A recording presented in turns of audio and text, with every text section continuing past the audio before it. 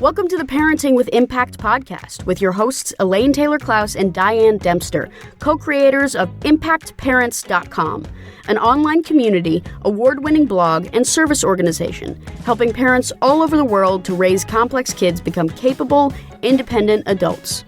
Hi everyone, Elaine and Diane here, and we know that you want your complex kids to grow up to be happy and independent, and yet you're not always sure how or when to help with that. In this podcast, we'll encourage you to collaborate with all kinds of complex kids and support them in navigating life and learning. And we'll interview leading experts from around the world, as well as parents in our own community, talking about how training for parents actually helps these complex kids. We'll talk about the issues we hear parents struggling with all the time and how a coach approach can support and empower your amazing young people. We won't tell you what to do. We're going to help you figure out how. So let's move on to the next conversation.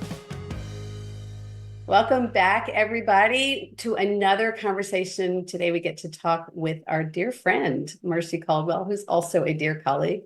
I think we met Marcy first at an international conference on ADHD, if I remember correctly. And one of us came to the other and it's like, you got to come see this person. Yeah, absolutely. In this presentation, I think I saw your presentation and downloaded it and gave it to everybody that I had met because I just loved what you were sharing. And actually, that's going to be the topic we're going to talk about because your specialty is about emotionality in adults. And we're going to talk about big emotions and ADHD. And Elaine, do we want to do any other intro before we jump into the topic? Sorry, I just jumped in. No, I'm good. Let's talk about, I guess maybe Marcy, talk about, this really has become your specialty. What got you to be so focused on big emotions in the world of ADD? How'd you get here? I think that's a really good question. I kind of happened upon, or the world brought ADHD to me, but emotions have been the through line of my life, right? But I came to psychology really because I had really big emotions and because I had a hard time navigating my emotions. And so that was the fascination with psychology in general. And then the world kind of brought ADHD to my doorstep. And so I kind of married the two interests, and that has kind of created the passion. I think the other thing is that ADHD, it creates really big emotions, right? And they're really hard to navigate. And there are a lot of particular things about ADHD brains that make big emotions particularly hard to navigate. And so it was something that I hear, a refrain that I hear from my clients over and over and over again. And so I really wanted to kind of find ways to help people navigate this really tricky topic. It's so interesting. There's so many different directions we could go, but really what strikes me about that is, and I just want to set the context here, is that 15 years ago, emotions and ADHD were not legitimately talked about in the same breath, right? They weren't, still not really part of. So can you talk a little bit about that? Because the context, I think, is important. Well, and Marcy, while you're doing that, talk about what you mean by big emotions, right? It's just sort of because we're not just talking about people who yell or people who, there's all this sort of stuff that goes on when we're talking about big emotions, right? Yeah. So I'll start with yours, Diane, and move to Elaine's. So I think when we're talking about big emotions, what I'm talking about is kind of emotional intensity, right? And we can have intense experiences of emotions with any emotion. We can be intensely full of joy. We can be intensely excited. We can be intensely angry and rageful. It doesn't matter which emotion you're experiencing, they all kind of happen on this meter of intensity, right? From kind of very mild and maybe you don't even fully register it at all to so intense that the body has taken over and we have very little kind of cognitive thought and we're just kind of a body experiencing this very intense experience. Like a panic attack. Yeah, like a panic attack, like a rage experience, right? Where we want to hit or throw something, or like a really intense sobbing, right? Or really intense excitement where you're like jumping up and down, or intensely in love, right? Like we have these very intense physical experiences of emotions that are kind of the upper range of that intensity meter. Yeah. And sorry, as I answered that question, I forgot what yours was, Elaine. And for a long time, ADHD emotion wasn't considered relevant in the diagnosis and understanding of ADHD. Yeah, for a very long time, and it's still not in the DSM. Thankfully, they're starting to kind of think that through. But yeah, we have up until about it started showing up in research in kind of like 2010 in very minor ways. 2014 started to gather a little bit more. We really haven't been talking about it in the clinical or in the research world for it's been about 10 years. And why that is that, you know, our evolution of understanding ADHD has really changed. And it used to just be about kind of, first it was just hyperactive little boys, you know, jumping around the classroom. And then it started to evolve into this understanding of inattention and this understanding of ADHD across the lifespan. And I think, honestly, in my understanding, one of the reasons why we talk about emotions more now is that we're also talking about it in adults more now. And we expect emotional dysregulation for kids, right? Like that's kind of in our range of expectations, that kids are going to cry and they're going to scream and they're going to, you know, they're going to have big, intense emotional experiences. And so we have more leeway for kids than we give to adults. And I think one of the things that really brought this to the forefront was us talking about ADHD in adults and seeing, oh, this intense emotional experience that comes along with an ADHD brain, this is falling outside of what we expect for an average adult. And so it became more prevalent. Or became more prominent. I have this memory, and Diane, I don't remember when it was, maybe you'll remember, but an early conference in the early teens. I was thinking about 2014. We heard Russell Barkley speaking. And I think it was the international conference. It may have been the one he did with Ned Hallowell, the point counterpoint. But what he said stuck with us, and we've been teaching that ever since, was that adults with ADHD are more likely to get fired because of emotional dysregulation than they are because of disorganization or being late or not turning things in or any of that. That it was the emotional regulation in the workplace that was the greatest challenge. Yeah. 70% of adults with ADHD experience impactful emotional dysregulation. So emotions that are intense enough and outside of the expected range enough that they're causing an impact in their life.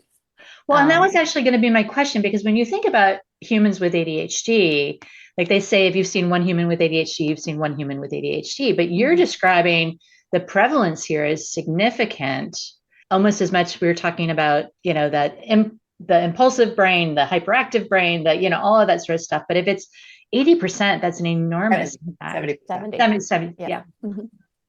Yeah, it's enormous. And I do want to add a little nuance there, which is, like all things ADHD, we're talking about the extremes here, right?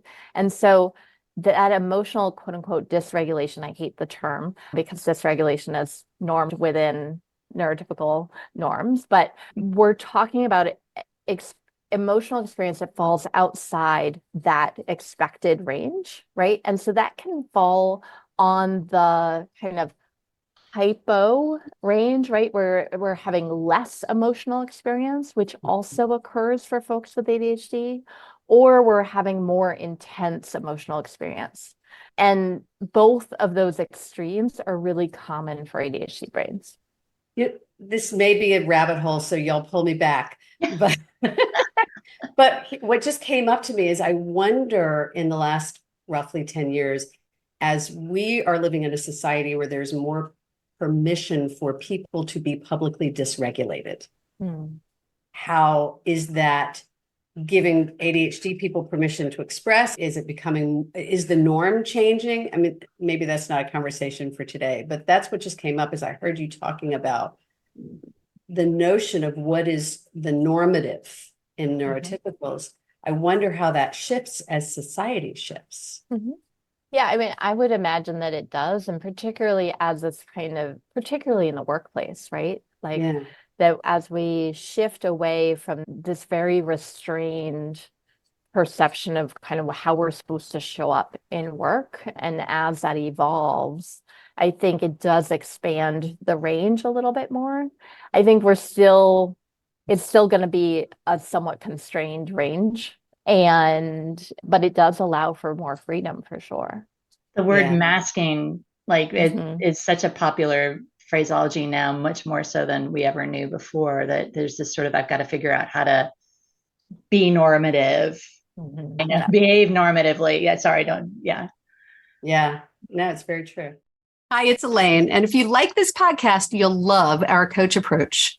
Whether you're a parent looking for support or a professional supporting families, we invite you to download a free guide with 12 key coaching tools at impactparents.com/gift. You can begin using a coach approach to help kids become more independent or improve all of your conversations at work and at home. That's impactparents.com/gift. Mhm. Okay, so where do we want to take this? So there's big emotions. There's big emotions in adults with ADHD. And Diane and I could also offer there's big emotions in kids with ADHD, Mhm.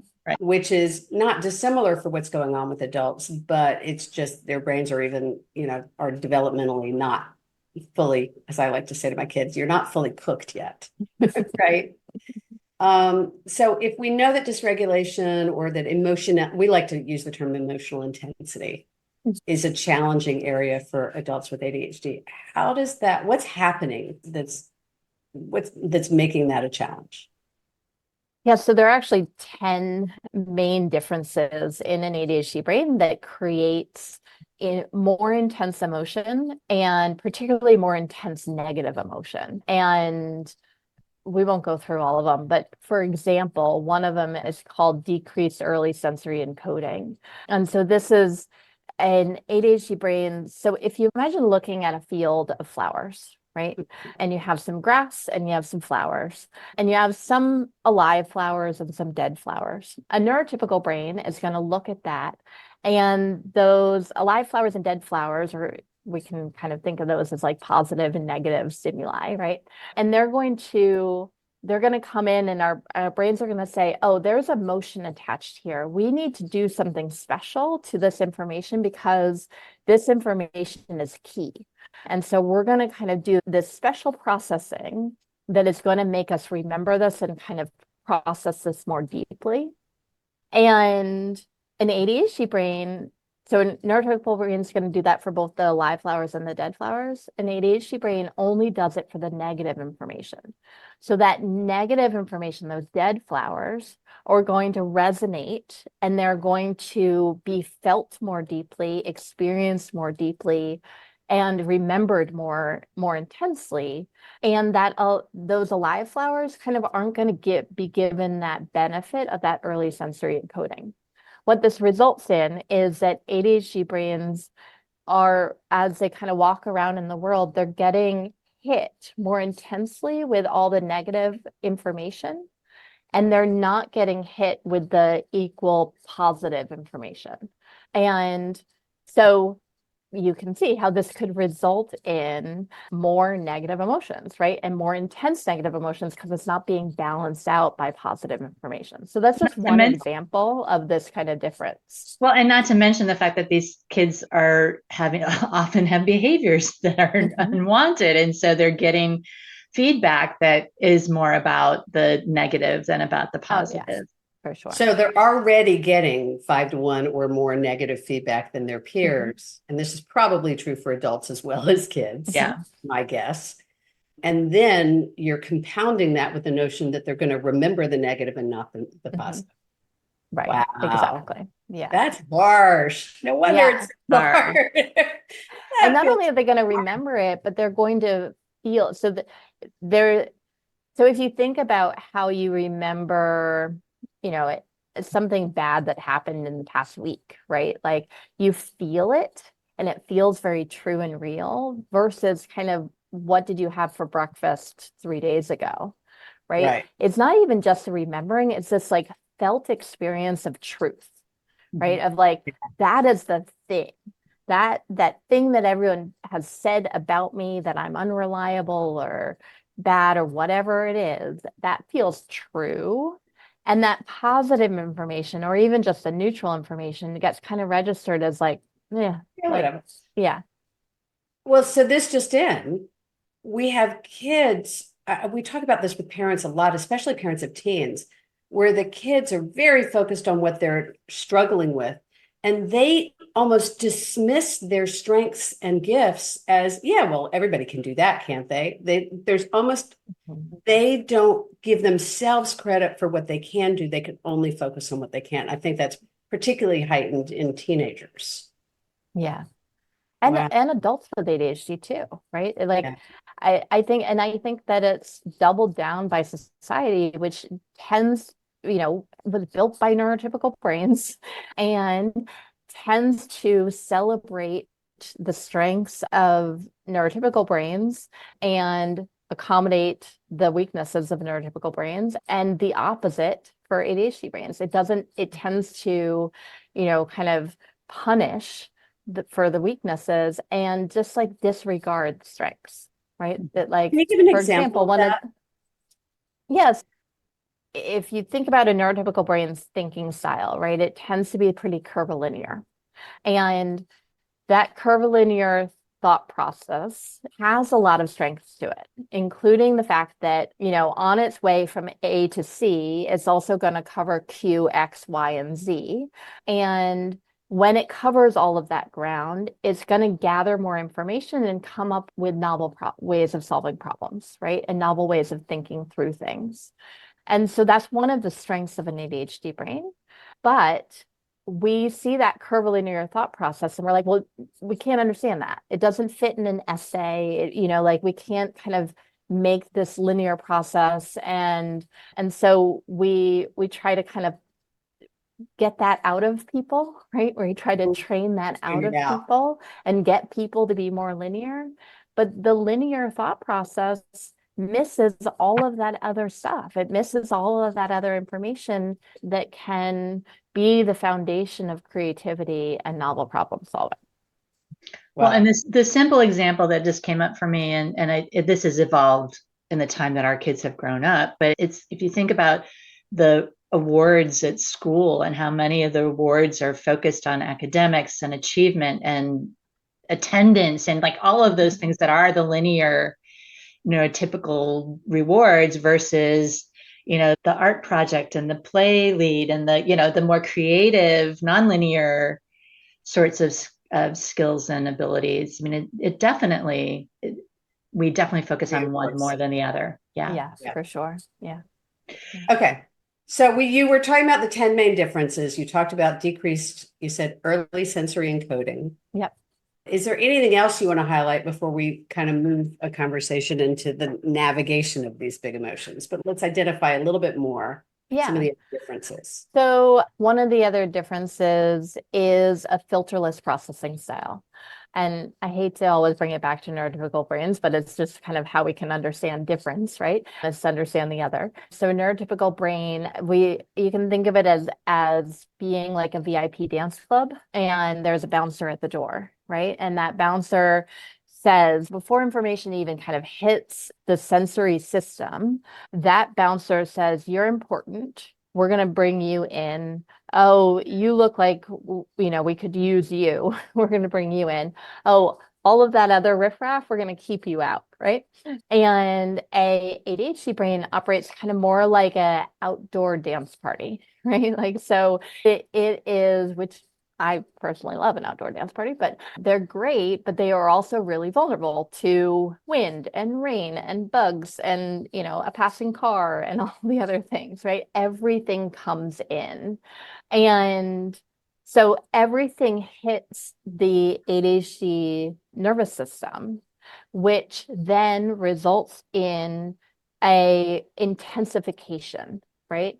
Because if all of that sensory information is coming in, if the brain's having to process it all and it's all hitting the nervous system, it's going to start to ramp up. And get our nervous system closer and closer to that kind of fight flight stage, which is going to intensify the feeling and start to get it more body based and less kind of cognitively based.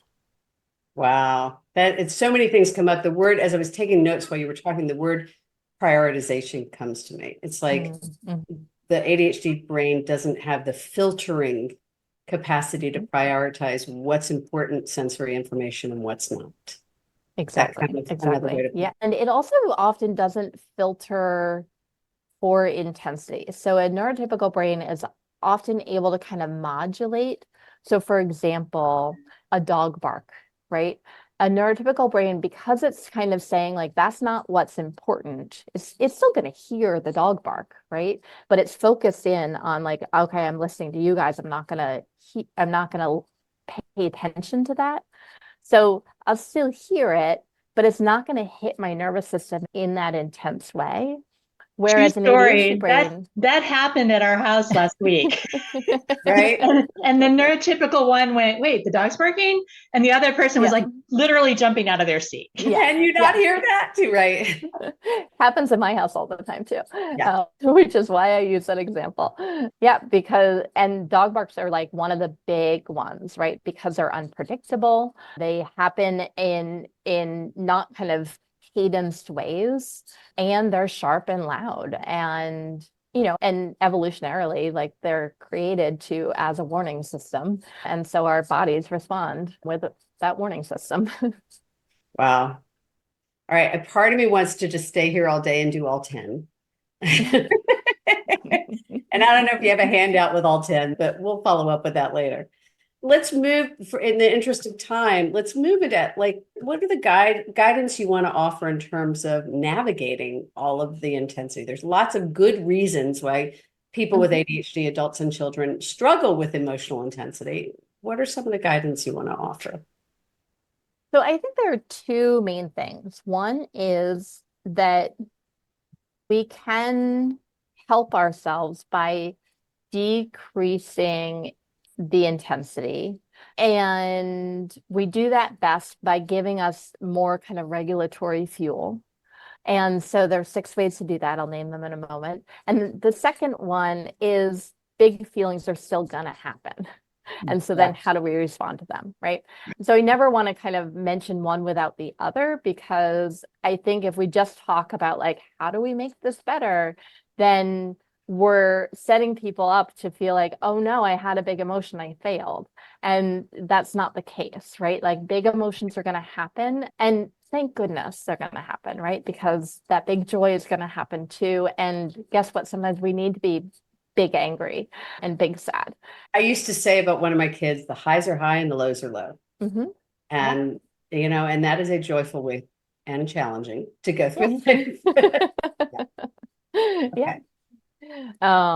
So when we're talking about kind of building in as much protection, and what we're talking about are the 6 regulatory factors. This is kind of what research supports helps increase regulatory capacity for ADHD brains. And those are sleep, right? We all know big emotions happen more when we're tired. So sleep, exercise, nutrition. Big emotions happen more when we're hungry. Medication, meditation, and connection. And those 6 factors all either give us our own, fuel up our own natural capacity for regulation, or give us extra. And so we want to be thinking about all 6 of those as much as possible to kind of give us as much as possible, because sometimes you can't get enough sleep or you're not going to eat well. Well, and I'm just listening to every parent out there going, but I can't get my kid to sleep, but I can't get them to eat it, but I can't, it's like this sort of, there's this whole other conversation, parents, about the fact that we know your kids are having a hard time sleeping at night. And so before your kids are having a hard time sleeping at night? Because that's real.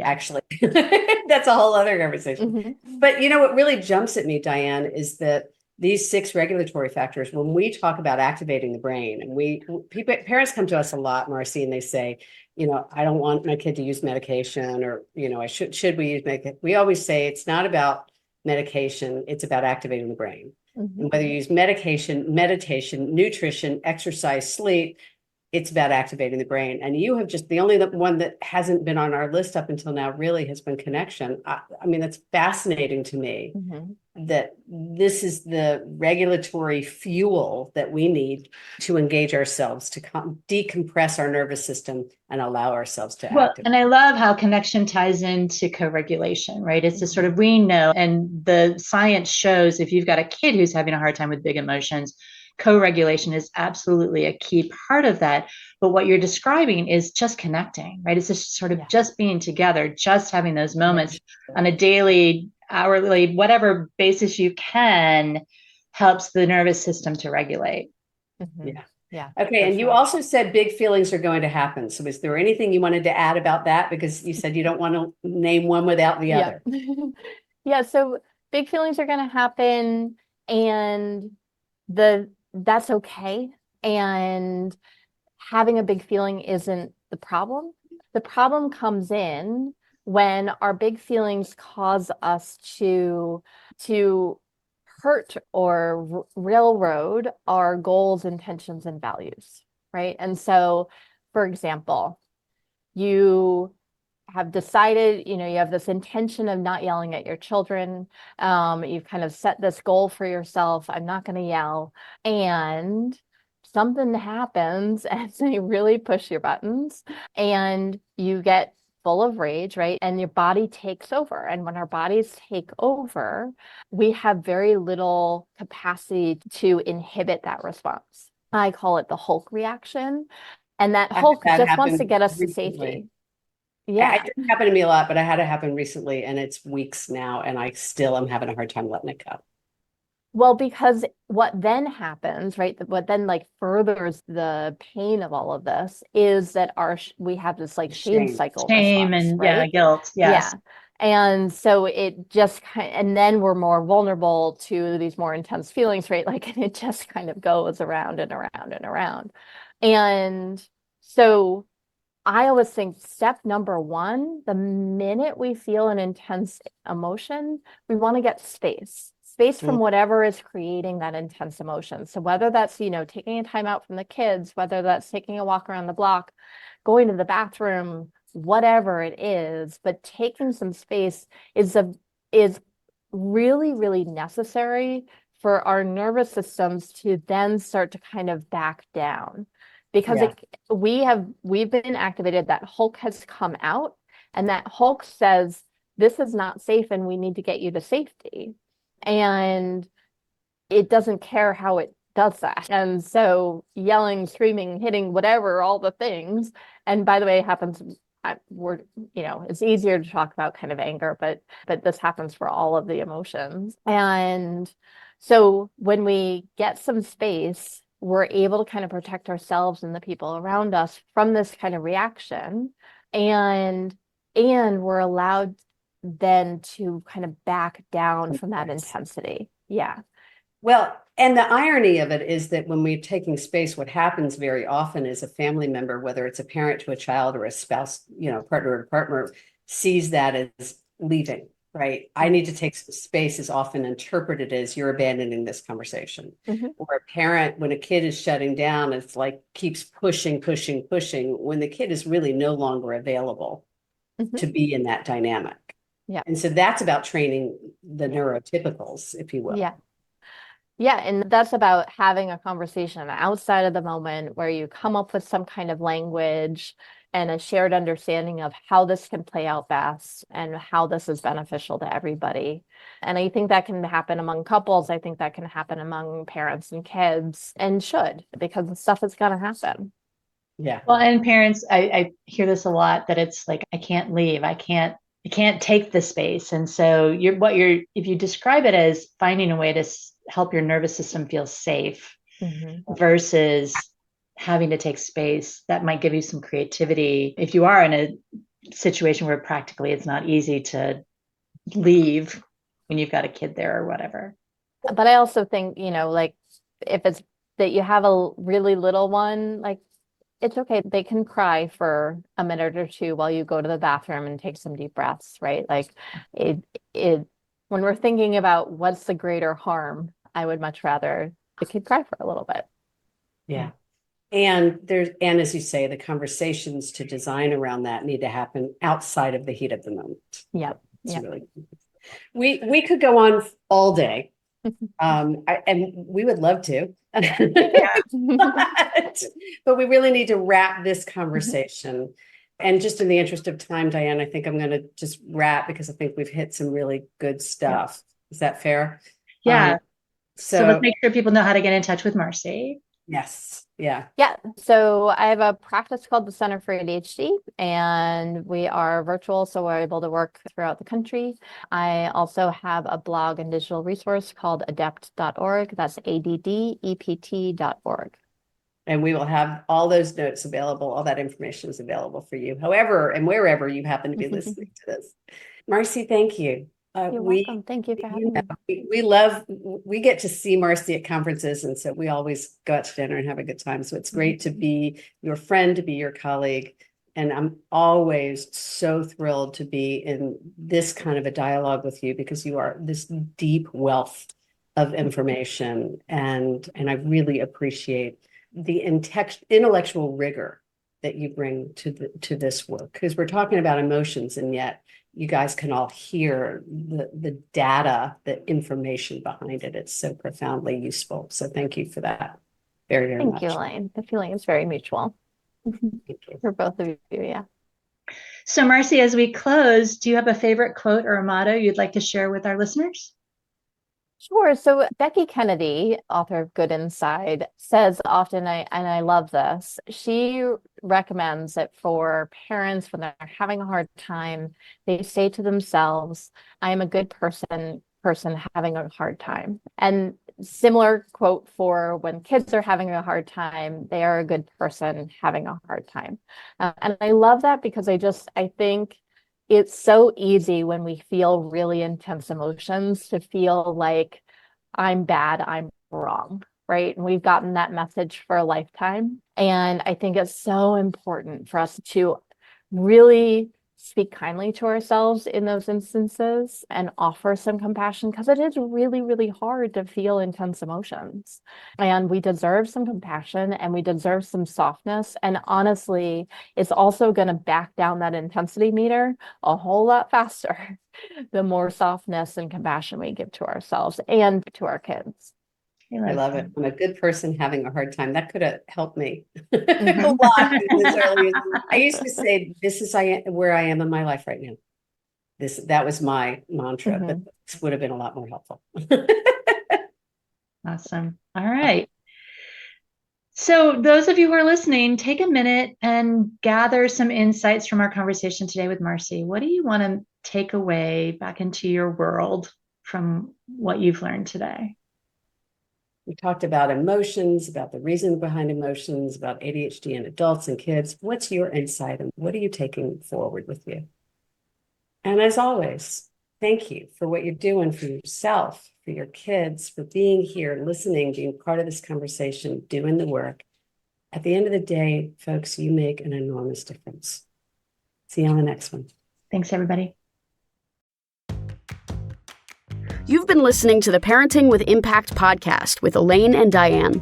For more information on the Impact Parents community or to join Sanity School for Parents, please visit impactparents.com. If you like what you've heard, please share this podcast with friends who need similar guidance and subscribe wherever you listen to podcasts.